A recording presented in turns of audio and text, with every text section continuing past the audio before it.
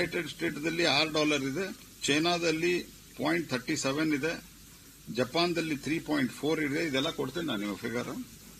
Germany 2.4 ಇದೆ, United Kingdom $0.062 ಇದೆ, ಇಂಡಿಯಾದಲ್ಲಿ $0.09.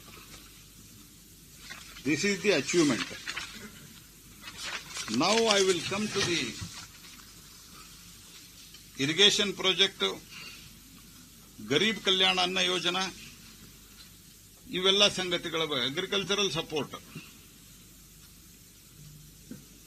ನಿಮಗೆ ಬಹಳಷ್ಟು ಜನ ತಮಗೆ ಅಂದಾಜು ಮತ್ತು ಜ್ಞಾಪಕ ಇರಬಹುದು, ನೆನಪಿರಬಹುದು. ಬಹಳ ಜನ ಸಾಲ ಮನ್ನಾ ಅಂತ ಮಾಡ್ತಾರೆ.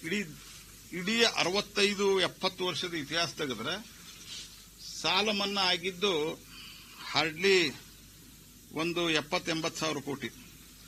ಕಳೆದ 6 ವರ್ಷದೊಳಗ ನಾವು ರೈತರ ಅಕೌಂಟಿಗೆ ನೇರವಾಗಿ ಟ್ರಾನ್ಸ್ಫರ್ ಮಾಡಿದ್ದು 3,70,000 ಕೋಟಿ ರೂಪಾಯಿ ನಾವು ನೇರವಾಗಿ ಬ್ಯಾಂಕ್ ಅಕೌಂಟ್ಗೆ ಟ್ರಾನ್ಸ್ಫರ್ ಮಾಡಿದ್ವಿ ಕಳೆದ 6 ವರ್ಷದಲ್ಲಿ. ಜಗತ್ತಿನ ಅತಿದೊಡ್ಡ ಫುಡ್ ಸೆಕ್ಯೂರಿಟಿಯನ್ನು ಕೊಟ್ಟಿರುವಂತಹದ್ದು ನಮ್ಮ ಸರ್ಕಾರ ಮೋದಿ ನೇತೃತ್ವದಲ್ಲಿ. 81 ಕೋಟಿ ಜನಕ್ಕೆ ನಾವು ಇವತ್ತು ಫುಡ್ ಪ್ರೊವೈಡ್ ಮಾಡ್ತಾ ಇದ್ದೇವೆ. 17% ಫಾರೆಸ್ಟ್ ಜಾಸ್ತಿ ಆಗಿದೆ. ಜಗತ್ತಿನ ಎಲ್ಲಾ ಕಡೆ ಫಾರೆಸ್ಟ್ ಕಮ್ಮಿ ಆಗ್ತಾ ಇದೆ. ನಾವು ಬೇರೆ ಬೇರೆ ರೀತಿಯ ಕ್ರಮವನ್ನು ತೆಗೆದುಕೊಂಡ ಪರಿಣಾಮವಾಗಿ ಇವತ್ತು ಫಾರೆಸ್ಟ್ ಕವರ್ ಜಾಸ್ತಿ ಆಗಿದೆ ಮತ್ತು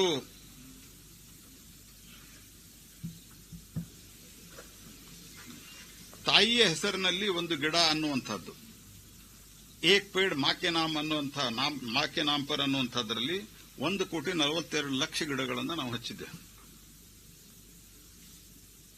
ಮತ್ತು COP 21ದಲ್ಲಿ ನಾವೇನು ಟಾರ್ಗೆಟ್ ಕೊಟ್ಟಿದ್ವಿ ಅದನ್ನ ನಾವು 9 ವರ್ಷ ಮೊದಲನೇ ನಾವು ಅಚೀವ್ ಮಾಡಿದ್ದೇವೆ. ಮತ್ತು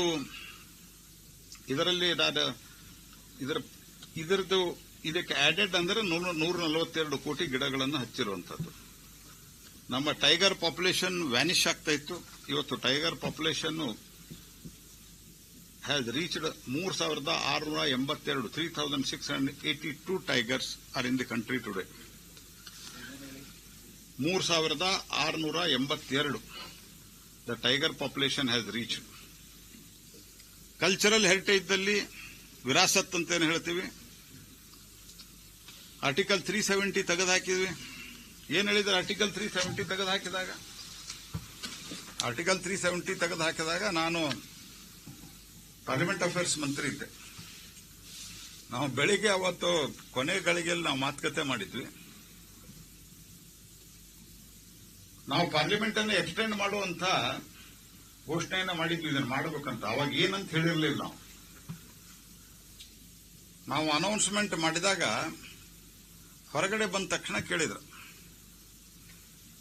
ಯಾಕೆ ಅನೌನ್ಸ್ಮೆಂಟ್ ಮಾಡಿದ್ರಿ, ಇಷ್ಟು ದೀರ್ಘವಾದಂತಹ ಪಾರ್ಲಿಮೆಂಟ್ ಅಧಿವೇಶನ ನಡೆಸ್ತಾ ಇದ್ದಿರಲ್ಲ ಯಾಕೆ ಅಂತ. ಬಿಲ್ಗಳಿದೆ ಅಂತ ಹೇಳಿದೆ ನಾನು. ನಮ್ಮ ಗೃಹ ಮಂತ್ರಿಗಳಿದ್ರು. ಅವಾಗ 35A ತೆಗಿತಾ ಇದ್ದೀರಾ ಅಂತ ಕೇಳಿದ್ರು. 35A ತೆಗಿಲಿಕ್ಕೆ ಪಾರ್ಲಿಮೆಂಟ್ ಆಗಬೇಕು, ಎಕ್ಸಿಕ್ಯೂಟಿವ್ ಆರ್ಡರ್ಲಿ ಆಗ್ತದಂತ ನಮ್ಮ ಗೃಹ ಮಂತ್ರಿಗಳು ಹೇಳಿದ್ರು.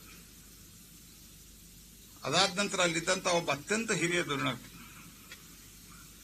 ಆಫ್ ದ ರೆಕಾರ್ಡ್ ಆದದ್ದು ಹೇಳೋದು, ಹೆಸರು ಹೇಳೋದು ಸರಿಯಿಲ್ಲ ಅಂತ ಹೇಳ್ತಾ ಇಲ್ಲ, ವೈಯಕ್ತಿಕವಾಗಿ ಕೇಳಿದ್ರೆ ಹೇಳ್ತಾನೆ. ಅವ್ರು ಹೇಳಿದ್ರು, ಮೋದಿ 2 ಸರ್ತಿ ಅಲ್ಲ, ಅವಾಗ ನಾವು 2ನೇ ಸರ್ತಿ ಬಂದಿದ್ವಿ, ಮೋದಿ 10 ಸರ್ತಿ ಬಂದರೂ ಸಹಿತ ಇದು ತೆಗೆಯಕ್ಕಾಗಲ್ಲ ಅಂತ ಹೇಳಿದ್ರು. ಮತ್ತು ತೆಗೆದ್ರೆ ರಕ್ತದ ಹೊಳೆ ಹರಿತದಂತ ಹೇಳಿದ್ರು. ಇವತ್ತು ಆರ್ಟಿಕಲ್ 370 ತೆಗೆದ್ವಿ. ಇಡೀ ಕಾಶ್ಮೀರದಲ್ಲಿ ಇವತ್ತು ಅತ್ಯದ್ಭುತವಾದಂತಹ ಬದಲಾವಣೆ ಆಗಿದೆ. ದೇಶದ ಎವರೇಜ್ ಮತದಾನ ಏನಾಗ್ತದೆ ಅಲ್ಲಿ ಮತದಾನ ಆಗಿದೆ. ಅಲ್ಲಿ ಲೋಕಲ್ ಬಾಡೀಸ್ ಬಂದಿದ್ದಾವೆ, ಡೆವಲಪ್ಮೆಂಟ್ಗಳಾಗಿದ್ದಾವೆ. ಇತ್ತೀಚಿನ ಘಟನೆ ಅದು ಭಯಂಕರ ದುರ್ದೈವಾದಂತಹ ಸಂಗತಿ ಅನ್ನೋದು ನಾನು ಒಪ್ಪಿಕೊಳ್ತಾ, ಆದರೆ ಅದರ ಜೊತೆಗೆ ದೊಡ್ಡ ಪ್ರಮಾಣದಲ್ಲಿ ಅಭಿವೃದ್ಧಿ ಆಗಿದೆ. ಟೂರಿಸ್ಟ್ಗಳ ಸಂಖ್ಯೆನೂ ಜಾಸ್ತಿ ಆಗಿತ್ತು ಮತ್ತು infrastructure, unimaginable infrastructure has increase.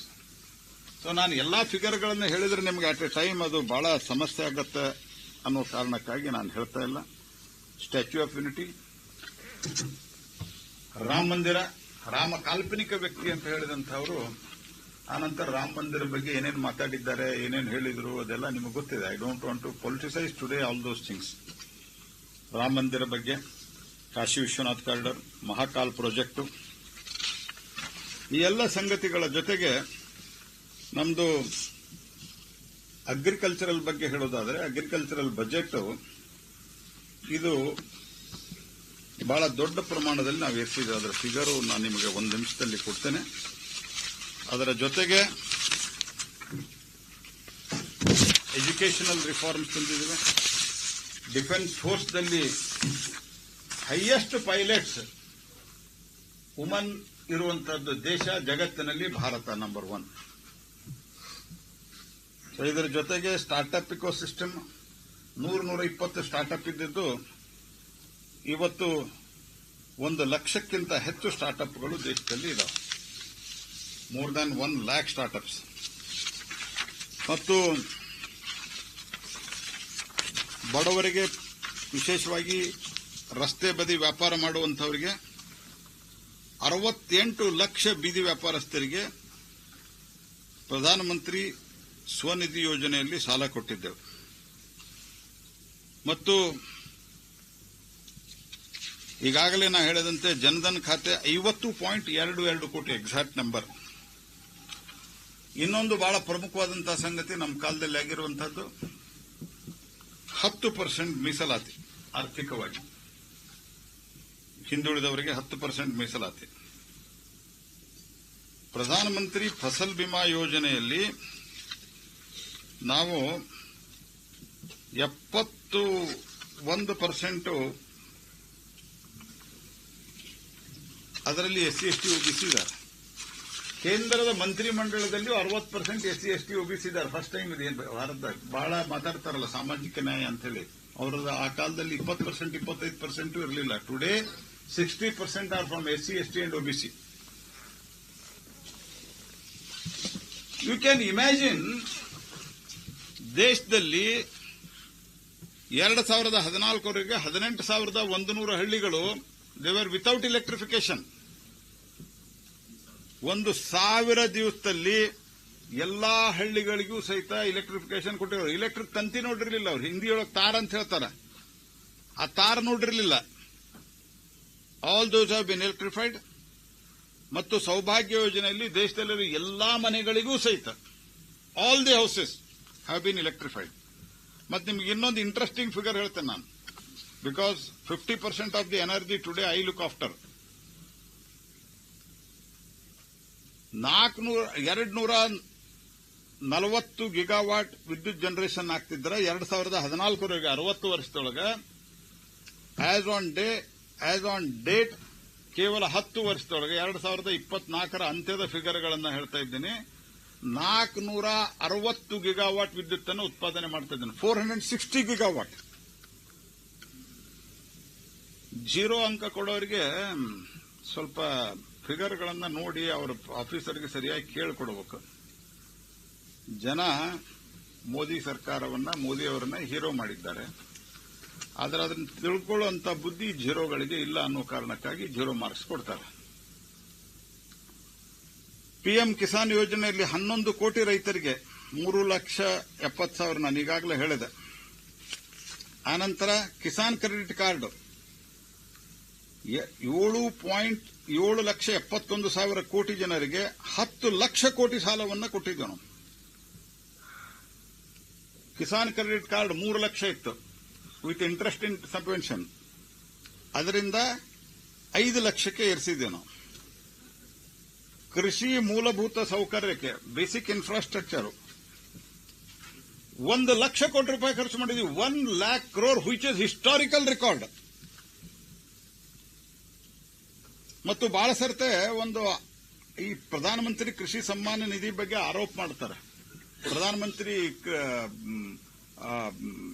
Insurance ಬಗ್ಗೆ, ಕ್ರಾಪ್ ಇನ್ಶೂರೆನ್ಸ್ ಬಗ್ಗೆ, ಫಸಲ್ ಬಿಮಾ ಯೋಜನೆ ಬಗ್ಗೆ ಇಲ್ಲ, ಪ್ರೀಮಿಯಂ ಜಾಸ್ತಿ ತುಂಬುತ್ತಾರೆ, ಇನ್ಶೂರೆನ್ಸ್ ಕಂಪನಿಗಳಿಗೆ ಲಾಭ ಮಾಡಲಿಕ್ಕೆ ಕೊಡ್ತಾರೆ ಅಂತ. ಎಷ್ಟು ತುಂಬಿದ್ದಾರೆ? 32,440 ಕೋಟಿ ರೂಪಾಯಿ ತುಂಬಿದ್ದಾರೆ. ವಾಪಸ್ ಕೊಟ್ಟಿರುವುದು 75,000 ಲಕ್ಷ ಕೋಟಿ ರೂಪಾಯಿ ವಾಪಸ್ ಕೊಟ್ಟಿರೋದು.